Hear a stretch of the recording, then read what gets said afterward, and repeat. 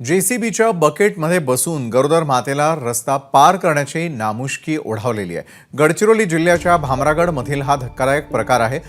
आलापल्ली ते भामरागड या 130D क्रमांकाच्या राष्ट्रीय महामार्गावर ऐन पावसाळ्याच्या तोंडावर विविध ठिकाणी पुलाचं बांधकाम सुरू करण्यात आलं। मात्र रहदारीसाठी पर्यायी मार्ग व्यवस्थित आणि मजबूत न केल्यानं मागील 2 दिवस झालेल्या मुसळधार पावसामुळे पर्यायी मार्ग देखील वाहून गेलेला होता आणि त्यामुळे वाहतूक बंद झाली। भामरागड तालुक्यामधील कुळकेली इथल्या झुरी संदीप मडावी या गरोदर मातेला अचानक प्रसूतीच्या कळा आल्यानं ती रुग्णालयासाठी निघाली।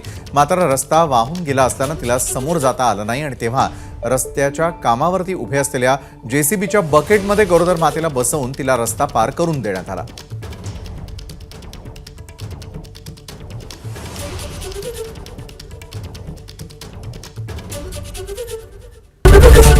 एबीपी माझा, उघडा डोळे बघा नीट।